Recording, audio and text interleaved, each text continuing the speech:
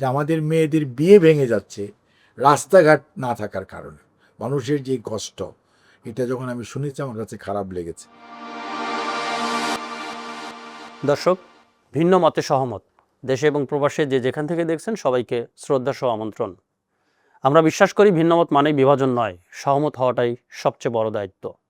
আসন থেকে রাষ্ট্র, দায়িত্বের সংলাপ আয়োজনে বাংলাদেশ জাতীয় সংসদের 11 নম্বর নির্বাচনী এলাকা দিনাজপুর 6 আসনের আলোচনায় আজ আমাদের সাথে সম্মানিত অতিথি হিসাবে উপস্থিত আছেন জনাব AZM জাহিদ হোসেন, মাননীয় মন্ত্রী, সমাজ কল্যাণ এবং মহিলা ও শিশু বিষয়ক মন্ত্রণালয়। স্বাগতম আপনাকে। আপনাকেও ধন্যবাদ। শুরুতেই জানতে চাইব আপনি কেমন আছেন এবং আপনার আসনের মানুষ কেমন আছে? আলহামদুলিল্লাহ, শারীরিকভাবে আমি সুস্থ আছি। আর আমার আসন তো 4টা উপজেলা, 3টা পৌরসভা নিয়ে একটা বিরাট অঞ্চল। এখানে খারাপ ভালো মিলিয়ে মোটামুটি বলা যায় যে বাংলাদেশের প্রেজেন্ট পার্সপেক্টিভে আমার আসনের লোকজন তাদের অর্থনৈতিক সীমাবদ্ধতার মধ্যেও আলহামদুলিল্লাহ মোটামুটি ভালোই আছে বলা যায়। কিছু কিছু বিচ্ছিন্ন ঘটনা ঘটেছে খানিকটা। সম্প্রতি ঘটেছে এবং যেটি আপনি অথবা আপনার আসনের সঙ্গে সম্পৃক্ত কোনো না কোনোভাবে, যেটি আপনাকে বারবার ভাবাচ্ছে, এরকম কোনো বিষয় আমাদের সঙ্গে শুরু করবেন? কিলি আমার যে আসনটা দিনাজপুর 6 বা আপনার যেটা বললেন নির্বাচনী এলাকা 11, এই এলাকাটা হচ্ছে একটা সীমান্তবর্তী এলাকা। এটা পশ্চিম দিকে বিরাট সীমান্ত, আপনার হিলি এবং বিরামপুর উপজেলার একটা বিস্তীর্ণ অঞ্চল সীমান্ত। এবং এখানে মাদকের প্রাদুর্ভাব, এটা একটা বড় সমস্যা, মাদকের রুট হিসাবে কাজ করছে। এবং এখান থেকে বিভিন্নভাবে, স্থানীয়ভাবে এবং দেশের হয়তো বিভিন্ন অঞ্চলেও মাদক চলে যাচ্ছে। এবং এটা আমার এলাকার মানুষের মাঝে একটা কনসার্ন। এবং এলাকার যে জনগোষ্ঠীর মধ্যে যারা একটা বিরাট সংখ্যক মানুষ মাদকের কারণে কিছুটা মাদকাসক্ত আছে এবং মাদকের প্রতিরোধের ব্যাপারে জনগণ খুব সোচ্চা। সব কিছু মিলিয়ে এটা আমাদের একটা সমস্যা। আপনার কথা থেকে যদি আমি জানতে চাই যে আপনি যেহেতু এখন সরকারে এবং আপনি অনেক বড় 2টি মন্ত্রণালয়ে দায়িত্ব পালন করতেছেন, সেই সাথে আপনার আসনের দিকে যদি যাই, যে আসনের মানুষ এবং আইন শৃঙ্খলা রক্ষাকারী বাহিনী, তাদের মধ্যে সমন্বয়টা আপনি আসলে কিভাবে মেনটেন্স করছেন? আমি যে জিনিসটা ফলো করি সেটা হচ্ছে যে যেহেতু আমার এখানে 4টে উপজেলা, অর্থাৎ প্রশাসনিকভাবে 4জন ইউএনও কাজ করে। থানার যদি আইন শৃঙ্খলা দেখেন 4জন অফিসার ইনচার্জ, যাকে আমরা ওসি বলি। আমার 2টা সার্কেলের 2জন এএসপি আছে।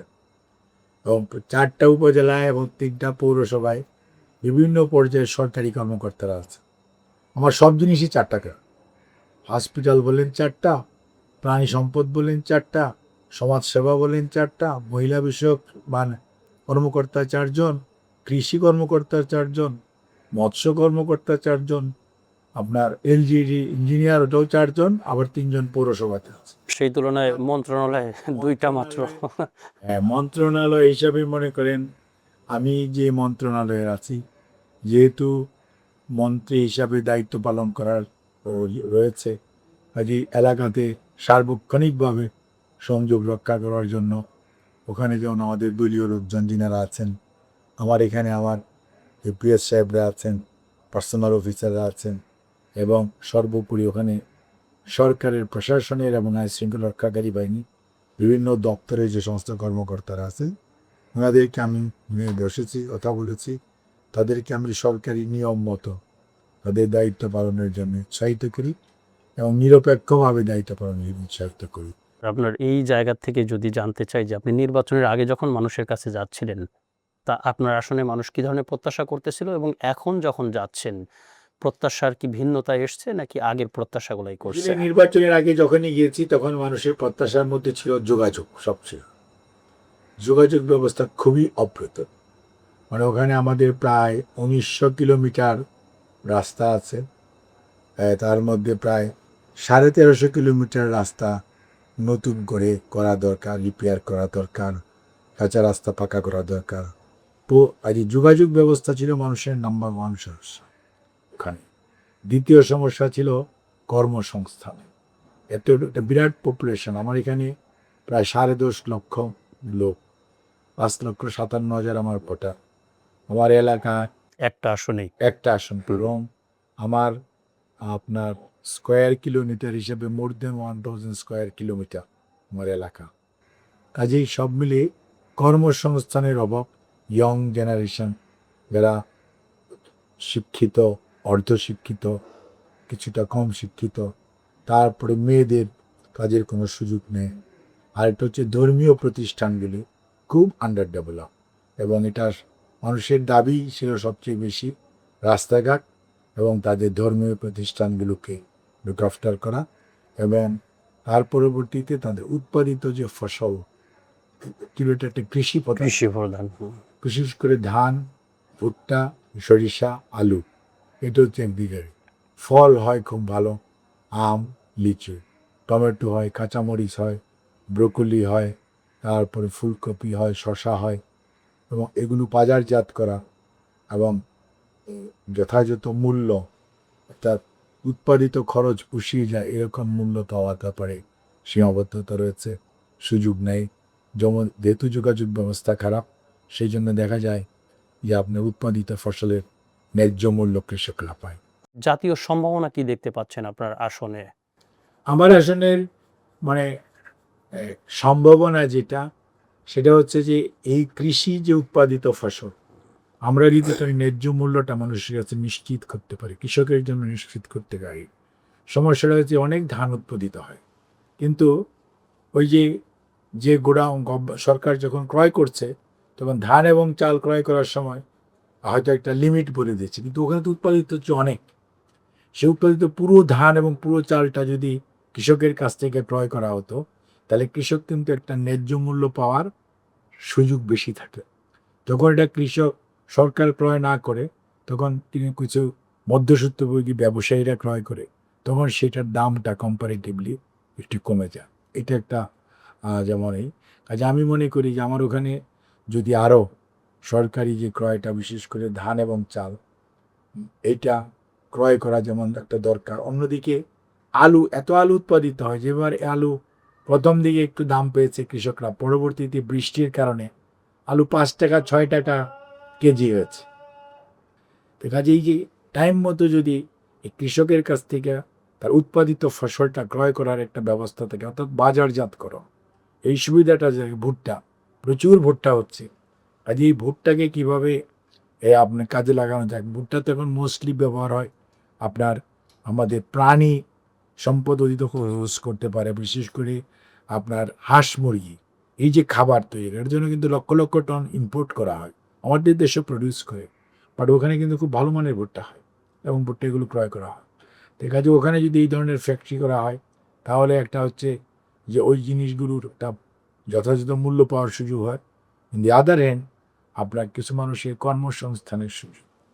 কাজেই মানে আপনার ওই জায়গাটা একটা কৃষি নির্ভর, বা ওখানে এমন কিছু জায়গা আছে যেখানে সত্যিকার অর্থে আপনি যদি কোনো ধরনের অর্থনৈতিক জোন অথবা আপনার কোনো ধরনের ইপিজেডও করা যায় ওখানেকার, যেহেতু রেল লাইন আছে এবং সড়ক যোগাযোগ ব্যবস্থা ভালো, এবং সড়ক যোগাযোগ একটু ইমপ্রুভ করলে রেল এবং সড়ক যোগাযোগ এই দুটো দিয়ে কিন্তু আপনি উৎপাদিত অথবা তৈরিকৃত যে কোনো ধরনের সামগ্রী দেশে বিদেশে রপ্তানি করা, এবং এটা স্থলবন্দর আছে, আমাদের পার্শ্ববর্তী দেশের সাথে আপনার বাণিজ্যিকভাবেও একটা বড় এটা বড়। হাব। এবং আপনার যদি আপনি পঞ্চগড় দিকে যে আমরা যদি যাওয়ার চিন্তা করি, তাহলে ওইখানে আপনার যে পোর্ট আছে, সেই পোর্ট দিয়ে নেপালের সাথে, ভুটানের সাথে বাণিজ্য করা, লালমনিরহাটের সাথে, অর্থাৎ আপনার পার্শ্ববর্তী দেশের সাথেও বাণিজ্য করার জন্য একটা বড় সম্ভাবনার জায়গা আছে।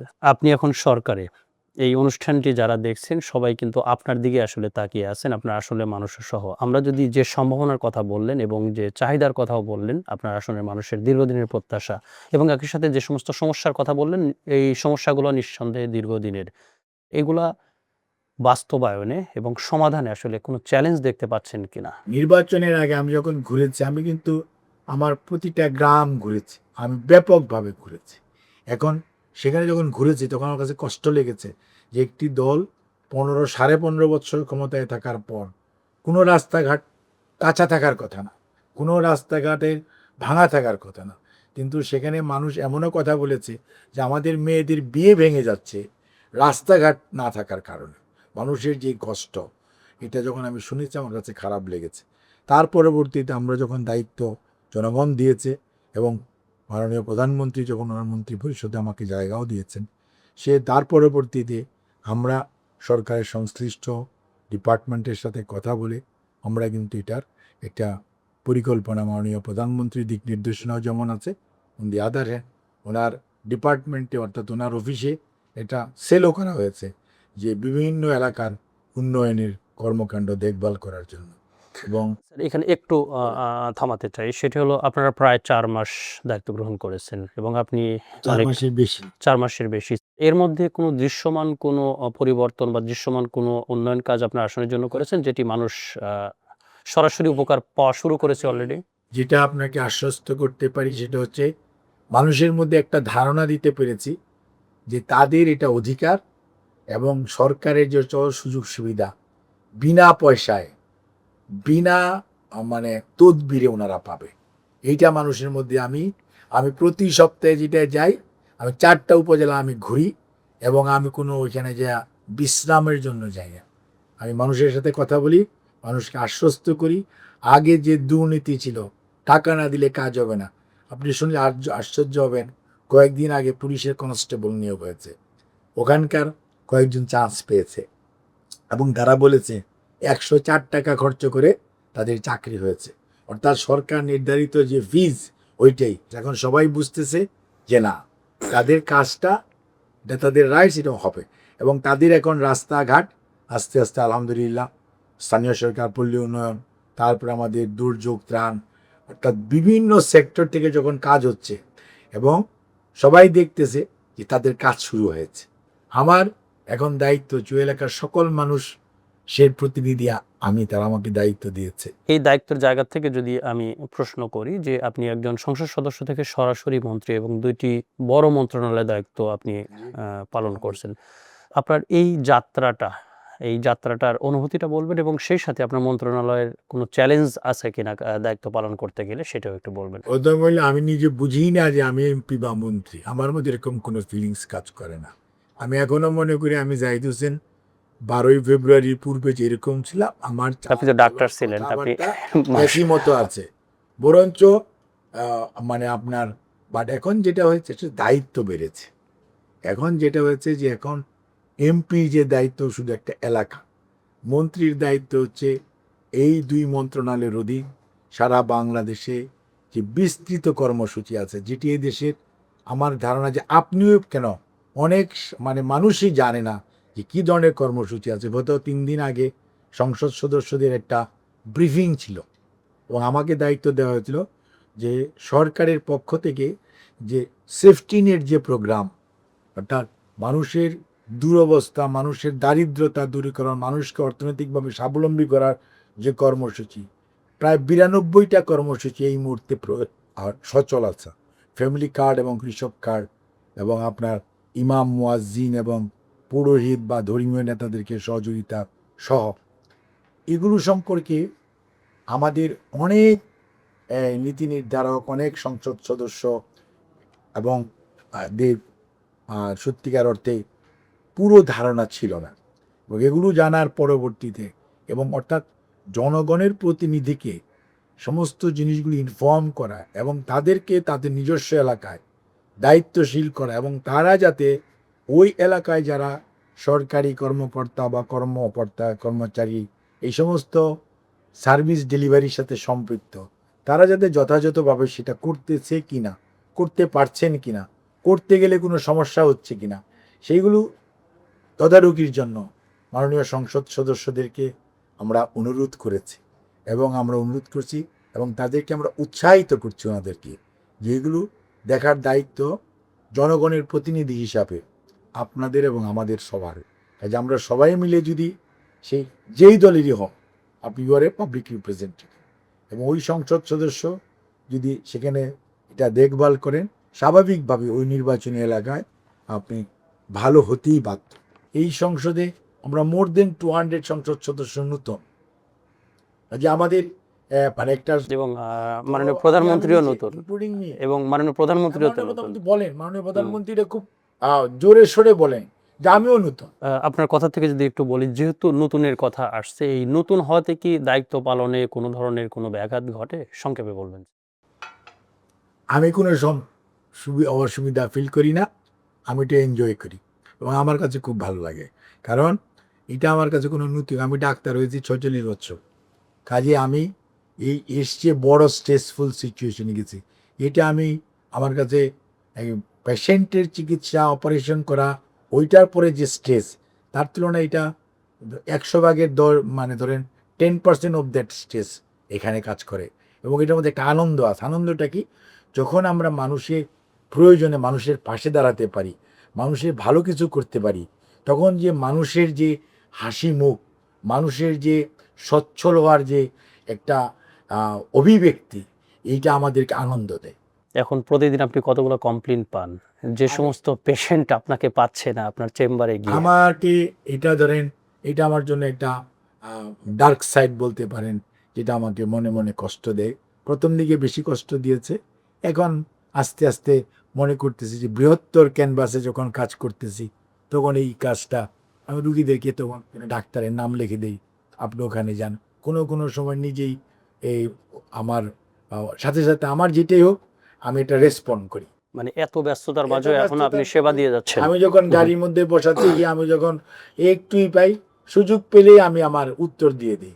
সেটা আমার এলাকার লোকের কোনো কমপ্লেন হলে যথাযথ জায়গায় পাঠিয়ে দিই, অথবা পেশেন্টের কোনো অভিযোগ থাকলে আমি যদি পারি সাহায্য করি, অথবা কারোর কাছে রেফার করে দিই। আমার একটা সুবিধা আছে, আমি তো ধরে ডাক্তারদের সাথে দীর্ঘদিন যাবৎ সম্পৃক্ত, যে বাংলাদেশে যে কোনো হসপিটালে কোনো ডাক্তারের কাছে রেফার করা, 2-4টা ডাক্তারকে বাংলাদেশে প্রত্যন্ত অঞ্চলে বা পঞ্চগড়, টেকনাফ বা কক্সবাজার আমার পক্ষে রেফার করা কোনো সমস্যা না। শেষ জীবনে যখন রাজনীতি থেকে আপনি রিটায়ার্ড করবেন, কি করতে চান? আপনার শেষ জীবনের স্বপ্নটা কি? আগেও আমি স্টুডেন্ট যখন ছিলাম, তখন আমি রোভার স্কাউটিং করেছি, ন্যাশনাল ক্যাডেট করেছিলাম, এবং আমি শহীদ রাষ্ট্রপতি জিয়াউর রহমান স্যারের সাথে হাইকিং করেছি 6 মাইল, যখন উনি ডেপুটি চিফ মার্শাল অ্যাডমিনিস্ট্রেটর ছিলেন। কাজেই আমি সবসময়ই ছাত্র অবস্থায় সমাজসেবা করেছি, ডাক্তারিও এক ধরনের সেবা, সেখানে সেবাও করেছি, আর্থিকভাবে নিজেও লাভবান হয়েছি, এবং এটা মাই প্রফেশন, আই এনজয়েড দ্যাট। এবং সারা জীবন আমি টিচার ছিলাম। আমি মেডিকেলের অল দি টাইম ঢাকা ইউনিভার্সিটির আমি ডিন ছিলাম, এবং আমি টিচিংকে খুব পছন্দ করি। Bangladesh college of physician post গ্রাজুয়েশনকে আমি অলওয়েজ প্রেফার করি, এবং কোয়ালিটি ফিজিশিয়ান, কোয়ালিটি ট্রিটমেন্ট। আমি যখনই সুযোগ পাই মানুষকে অ্যাটলিস্ট স্বাস্থ্যগত বিষয়ে পরামর্শ সবসময় দিয়ে থাকি, এবং এটা যতদিন আল্লাহ সুস্থ রাখবে, মানুষকে মানে ভালো কাজ করা, মানুষকে চিকিৎসা সহায়তা করা, পরামর্শ দেওয়া, যতক্ষণ ফিজিক্যালি ফিট থাকবো, আল্লাহ যদি তৌফিক দেয় ইনশাল্লাহ। ইনশাল্লাহ আপনি করবেন। আমরা অনুষ্ঠানের স্বার্থে আমরা আরেকটি প্রশ্ন আমরা করতে চাই। আপনার দায়িত্ব গ্রহণের পরে আপনার 2 মন্ত্রণালয়ের সবচেয়ে চ্যালেঞ্জ কোন কাজটা করেছেন? অলরেডি সেটা ডান, কমপ্লিট হয়ে গেছে, যেটা মানুষ হয়ে যায় নাই, শুরু করেছে, সেটা হলো ফ্যামিলি কার্ড। মাননীয় প্রধানমন্ত্রী 17 তারিখে ওতের পরেই 18 তারিখে দায়িত্ব দিয়েছেন ফ্যামিলি কার্ড, এবং ফ্যামিলি কার্ড আপনারা জানেন 10ই মার্চ বাংলাদেশের করাইল সহ করাইল, সাততলা বস্তি, অর্থাৎ ঢাকা 17 এবং ঢাকা 15, একদিকে মাননীয় প্রধানমন্ত্রী জনাব তারেক রহমান, আরেকদিকে বিরোধী দলীয় নেতা ডক্টর শফিকুর রহমান, আর এর বাইরে আরও 15টা ওয়ার্ডে। এবং ইট ওয়াজ এ ভেরি বিগ চ্যালেঞ্জ। আমাদের কোনো এক্সপিরিয়েন্স ছিল না। We have learn from our did and mistake. এটা কি বাংলাদেশের ইতিহাসে প্রথম ছিল? প্রথম, এবং ইট ওয়াজ এ পাইলটিং প্রজেক্ট, ফার্স্ট পাইলটিং আমরা করেছি। এখন ইনশাল্লাহ 1 জুলাই থেকে আমরা সারা বাংলাদেশে আপনার আমরা সকল পরিবারকে ফ্যামিলি কার্ডের আওতায় আনতে চাই, মাননীয় প্রধানমন্ত্রী যে কমিটমেন্ট। এবং ফার্স্ট ইয়ারে আমাদের 41 লক্ষ, তার মধ্যে আমরা প্রায় 67,000কে দিয়ে ফ্যামিলিকে অলরেডি কভার করেছি। তার মধ্যে আর বাকি 40 লক্ষ আপনার 33,000-এর মতো হবে, সেটা আমরা জুলাইতে। এখন এই ডাটা কালেকশনটা প্রপারলি করার, এবং ফ্যামিলি কার্ড আমরা সবসময় বলি ফ্যামিলি কার্ডের কাছে যেতে হয় না, ফ্যামিলি কার্ড ফ্যামিলির কাছে যায়, অর্থাৎ প্রতিটি পরিবার প্রতিটি বাড়িতে যায়। এই তথ্য সংগ্রহকারীরা প্রত্যেকটা বাড়ি বাড়ি যেয়ে তথ্য সংগ্রহ করে, এবং সেই সংগ্রহকৃত তথ্যটা আপনার অনলাইনে ওনারা এন্ট্রি দেয়। এটাকে সুপারভাইজ করে উপজেলা পর্যায়ে ইউনিয়ন নেতৃত্বে কমিটি আছে, জেলা পর্যায়ে জেলা প্রশাসকদের ডিসিদের নেতৃত্বে কমিটি আছেন, এবং কেন্দ্রীয় পর্যায়ে আমাদের কেন্দ্রীয় কমিটি আছে, এবং সমাজ কল্যাণ অধিদপ্তরের সমাজ কল্যাণের ডিজি এবং আমাদের মন্ত্রণালয়ের এডিশনাল সেক্রেটারি, জয়েন্ট সেক্রেটারি এবং সেক্রেটারি সবার মিলিতভাবে ওইখানে একটা টেকনিক্যাল কমিটি আছে, দে আর লুকিং আফটার দিস। আর আগামী 4 বছরের মধ্যে বাংলাদেশের 300টি আসনে আপনি কমপ্লিট করে প্ল্যানিং করছেন। ধন্যবাদ। আমরা অনুষ্ঠানে একেবারে শেষ প্রান্তে চলে এসেছি। স্যার, এত কিছু আপনি বললেন এবং যে কাজগুলো করতেছেন এর মধ্যেও কি ধরনের ভিন্ন মত শুনতে পান? বিশেষ করে 2টি বিষয় বলবেন। এক হলো নির্বাচন নিয়ে আপনি কথা বলেছেন।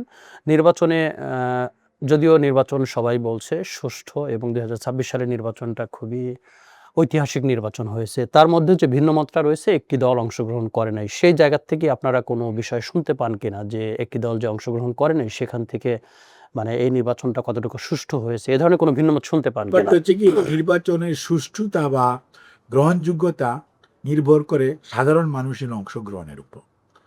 একটি দল কেন অংশগ্রহণ করতে পারে নাই, সেটাই দেশের মানুষ বাই দিস টাইম না, গত প্রায় 2 বছর হতে চলল বুঝতে পেরেছে যে তারা একটা রাজনৈতিক দল, তাদের শাসন এবং তাদের দুঃশাসন, তারা যে অবস্থায় দেশটাকে নিয়ে গিয়েছিল, সেটা থেকে মানুষ কোন পর্যায়ে গেলে, মানুষের মোরালিটি কত ডাউন হলে, এত কিছু করে যে সমস্ত লালন পালন করেছিল, বিভিন্ন সুযোগ সুবিধা দিয়ে, মানে আপনার বিভিন্ন সরকারি প্রতিষ্ঠানকে ধ্বংসও করেছে এবং কিছু সংখ্যক সুবিধাভোগীও তৈরি করেছিল। কিন্তু দেখেন, শেষ বিচারে সেই সুবিধাভোগীরা কোনো কাজে আসে নাই এবং কোনোভাবে সাহায্য সহযোগিতা করতে পারে নাই। কারণ জনগণকে এই যে আপনি 14, 18, 24-এ তুচ্ছ তাচ্ছিল্য করেছেন, মানুষের অধিকার কি আপনি পায়ে দোলে মুচিয়ে মানুষের অধিকারকে অধিকারবিহীন অধিকার হারা করেছেন, এবং মানুষকে, দেশকে নিজের পৈতৃক সম্পত্তির মতো ব্যবহার করেছেন, যার কারণে মানুষ কিন্তু তাদের থেকে মুখ ফিরিয়ে নিয়েছে। ধন্যবাদ মাননীয় মন্ত্রী মহোদয়। ভিন্নমত থাকতে পারে, কিন্তু সহমত হওয়াটা আসলে কোথায় প্রয়োজন বলে আপনি মনে করেন? সংক্ষেপে বলবেন। ভিন্নমত থাকাটাই হচ্ছে ডেমোক্রেসির বিউটি। গণতন্ত্রে ভিন্নমত না থাকলে তো একদলীয় হয়ে গেল। কাজে ভিন্নমত থাকবে, এটাই স্বাভাবিক। আপনার সাথে আমার মিলবে তো কোনো কথা না, আপনার সাথে নাও মিলতে পারে, কিন্তু আমরা আলোচনা করব ওভার দি টেবিল। আলোচনা করে আমরা আমাদের কাজটা কি, মানুষ এবং দেশের সার্বভৌমত্ব, এটাকে আপলিফট করা, এটাকে তুলে ধরা, এটাকে সবার উপর দায়িত্ব দেওয়া, মানে গুরুত্ব দেওয়া। সেইটার জন্য যেটা ভালো, আপনারটা ভালো হলে আমি গ্রহণ করব, আমারটা ভালো হলে আপনি গ্রহণ করবেন। এটা নিয়ে মানে সহমত হবে না, আমি এটা বিশ্বাস করি। কেউ যদি ডেমোক্রেটিক মাইন্ড, গণতান্ত্রিক মন মানসিকতা সম্পন্ন কোনো মানুষ হয়, কোনো সমাজ হয়, সেখানে সহমত হবেই, ভিন্নমত থাকবেই। আপনার মন্ত্রণালয়ের সামনের কাজের কোনো চ্যালেঞ্জ দেখতে পাচ্ছেন কিনা? আমার মন্ত্রণালয়ের সামনের কাজের চ্যালেঞ্জ আমি আপনাকে বলেছি যে বিভিন্ন সুযোগ সুবিধার 34 ভাগ, অর্থাৎ সামাজিক নিরাপত্তা কর্মসূচি 34 ভাগ কর্মসূচি দেওয়ার বিতরণের দায়িত্ব হচ্ছে সমাজ কল্যাণ, মহিলা এবং শিশু বিষয়ক মন্ত্রণালয়। এইটা হলো একটা চ্যালেঞ্জ, সুষ্ঠুভাবে মানুষের কাছে পৌঁছানো, এটা আমার একটা সবচেয়ে বড় চ্যালেঞ্জ। এবং এখানে টার্গেটিং ইরোর আছে, বিশেষ করে দুস্থ ভাতা, মহিলা আপনার কি বলতে আছে বিধবা ভাতা, তারপরে প্রতিবন্ধী ভাতা, এগুলো মানুষের কাছে সঠিকভাবে পৌঁছানো, এটা আমাদের একটা সমস্যা আছে। এটা তারপরে আপনার মা এবং শিশুদেরকে মায়ের পেটে যখন বাচ্চা থাকে, সেই বাচ্চাকে 1000 দিন পর্যন্ত খাবার দেওয়া, পুষ্টিকর চাল সহ, এগুলো আমার টার্গেটিং একটা বড় সমস্যা। এটাকে আমার মানুষের কাছে পৌঁছে দিতে হবে। প্রশ্নবোধ চিহ্ন, মানে যে কোনো প্রশ্নের বাইরে, অর্থাৎ সব মানে একদম সত্যিকার অর্থে কোনো ধরনের প্রশ্ন থাকবে না এটার মধ্যে বিতরণের সময়। এইরকম অবস্থা এটা পৌঁছে দিতে হবে, এটার জন্য সবার সহযোগিতা দরকার। আরেকটা হচ্ছে যে মানুষের যে মনোজগতে যে পরিবর্তন, শিশু এবং নারীদের প্রতি, শিশু নির্যাতন বলেন, শিশু অধিকার বলেন, শিশু শ্রম বলেন, প্রত্যেকটা জিনিস অ্যাড্রেস করা। আবার মহিলাদের অধিকার, নারীর প্রতি সম্মান, নারীর প্রতি শ্রদ্ধাবোধ, আবার নারীর প্রতি নির্যাতন, এই প্রত্যেকটা অ্যাড্রেস করা is a big challenging task. আপনি আপনার আসনের একেবারে আপনার লোকাল শিকড়ের ভাষায় দেশ এবং আপনার আসনের মানুষের উদ্দেশ্যে যদি কিছু জানাতে চান সংক্ষেপে জানিয়ে দেবেন। আমি শুধু আমার এলাকার যারা জনগণ বা আমার এলাকার যে মানুষ নাগরিকরা আছেন, বিভিন্ন বয়সে, বিভিন্ন শ্রেণী পেশার, সবার প্রতি আমার একটাই বক্তব্য, যা আমি নিজে যখন যাই তখনও বলি, ধৈর্য ধরেন, আমরা সবাই মিলে কাজ করব এবং কোনো অবস্থাতেই কেউ অবহেলিত থাকবেন না, কোনো অবস্থাতেই ভাববেন না আপনাকে বাদ দেওয়া হবে। প্রত্যেকটা কাজের মধ্যে কোনো না কোনোভাবে সমাজের বিভিন্ন শ্রেণী পেশা, ধর্মের মানুষকে ইনক্লুড করা হবে। শিকড়ের ভাষা কি ভুলে গেছেন? শিকড়ের ভাষা আমি জানি, কিন্তু শিকড়ের ভাষা সবটা বললে আবার অন্যরা বুঝতে পারবে না। বুঝতে পারবে। আমাদের অনুষ্ঠানের প্যাটার্নটাই এরকম যে একেবারে শিকড়ে চলে যাবেন। আমরা যেটা সবসময় বলি যে হা বাহে, তোরা সব এক হও, মই এবং তোরা সবাই মিলে আমরা ওই এলাকার উন্নয়নের তোর এলাকার উন্নয়নের জন্য সবাই মোরা একসাথে কাজ করব। ধন্যবাদ। আমাদের অনুষ্ঠানে আপনার মূল্যবান সময় দেওয়ার জন্য আপনাকেও ধন্যবাদ। এবং দর্শক, আপনারা যারা এত সময় অনুষ্ঠানটি দেখলেন, সবাইকে আগামী পর্ব দেখার জন্য শুভেচ্ছা এবং আমন্ত্রণ জানাচ্ছি। এবং সেই সাথে মাননীয় মন্ত্রী মহোদয়ের কোনো কথার সঙ্গে যদি আপনাদের ভিন্ন মত পোষণ করতে হয় কমেন্টের মাধ্যমে জানিয়ে দিবেন, এবং সেই সাথে মাননীয় মন্ত্রী মহোদয় যে কথাগুলো বললেন সেটার সঙ্গে যদি সহমত করতে চান সেটিও কমেন্টের মাধ্যমে জানিয়ে দিবেন। সেই সাথে যদি কোনো ধরনের কোনো প্রত্যাশা থাকে সেটি আমাদের কমেন্টের মাধ্যমে জানিয়ে দেবেন। নিঃসন্দেহে মাননীয় মন্ত্রী মহোদয় সেটি দেখবেন এবং সমাধানের চেষ্টা করবেন। ধন্যবাদ। সুস্থ থাকুন, ভালো থাকুন।